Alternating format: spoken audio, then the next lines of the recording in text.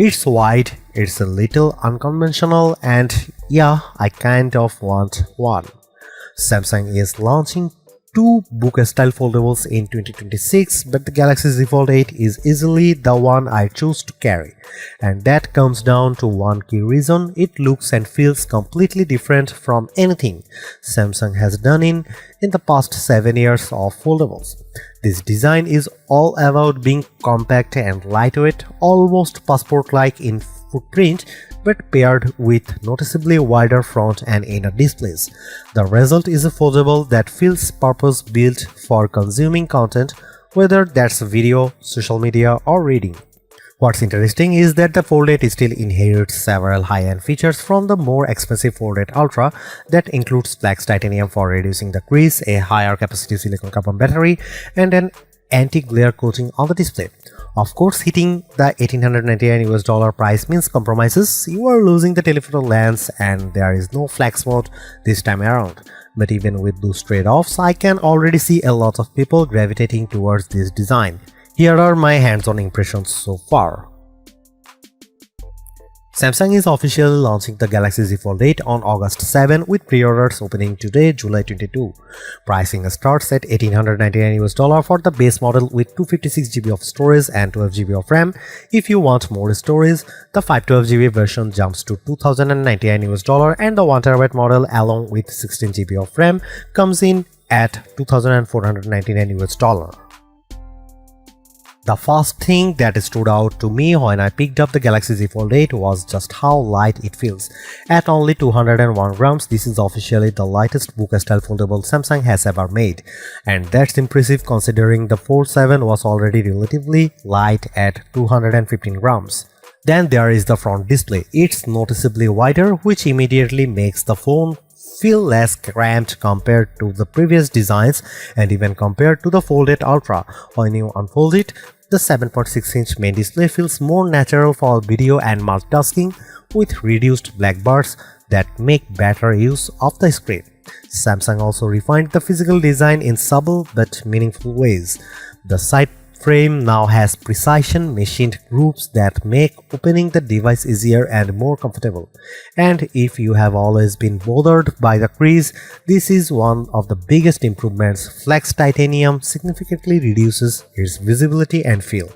Durability-wise, Samsung claims up to 500,000 folds, which is something I actually saw demonstrated ahead of launch in Korea. However, the IP48 rating means you get water resistance but still no real dust protection, which is disappointing, especially for something you might want to use outdoors or at the beach.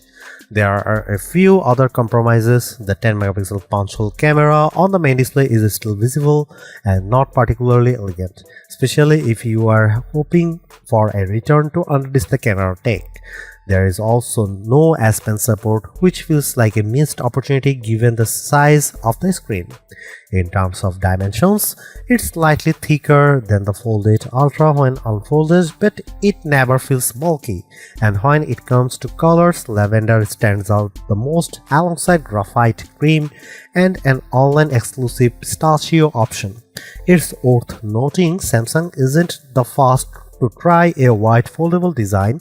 Huawei has done something similar, but that device is heavier, thicker, and not available in the US, which makes Samsung's approach more relevant here. The cover display comes in at 5.5 inches, which might sound small on paper, but because of the wider 10:16 aspect ratio, it feels far more usable than previous Fold models. Typing is easier and content feels less compressed. Unfold it and you get a 7.6-inch main display with a 4:3 aspect ratio. This is a much better fit for video compared to the more square layouts we have seen before. You still get black bars, but they are less distracting overall. Rotate the device and that 3:4 layout works really well for browsing websites or reading ebooks. It's a surprisingly versatile screen. One issue I noticed is the keyboard. It still takes up a large portion of the screen, which can interrupt the experience when typing. Brightness is another big upgrade. The Fold 8 reaches up to 3000 nits, making it the brightest display Samsung has put on a phone so far. In fact, during my testing, I had to lower the brightness just to properly capture footage. Samsung also added an anti-glare coating, which should significantly improve outdoor visibility in direct sunlight. One thing missing, though, is the privacy display feature from the S26 Ultra series, which would have been a nice addition for protecting on-screen content in public. This is where the compromises become very clear. The Galaxy Z Fold 8 only has two rear cameras, a 50MP main sensor and a 50MP ultra-wide. There is no telephoto lens, which means no optical zoom. If you can live without that, the overall camera performance should still be solid. Samsung has focused heavily on improving low light performance with its nightography enhancements. From my testing, photos looked brighter compared to the Fold 7, although I didn't notice a major leap in detail. There are some interesting additions on the video side. Dual recording lets you capture footage using both front and rear cameras simultaneously with previews on both displays. It's a flexible setup that opens up creative possibilities. The standout feature, though, is AI-driven. It's called My Fan Cam. You select a subject and the phone automatically tracks and reframes them throughout the video. I tested it and it works surprisingly well. It's one of those features that feels genuinely useful rather than gimmicky. One of the most practical AI features here is Now Nudge. It's designed specifically for multitasking on a foldable. For example, if you get a message about planning dinner, the phone might suggest opening your calendar, and when you tap it, it launches in split screen automatically. It's a small thing, but it makes multitasking feel more seamless and intuitive. These nudges also appear in notifications, which helps reduce friction while switching between tasks. Samsung is also pushing deeper integration with Gemini for automation. If you are doing something like booking a trip, Gemini can handle most of the process in a pop-up window, and you can jump in whenever you want to finalize things. That said, not everything is fully optimized yet. Apps like TikTok don't take full advantage of the wide display. For example, opening comments takes over the screen instead of splitting it. This is an area where Samsung needs better collaboration with developers. And if you liked flex mode on previous Fold devices, it's gone here.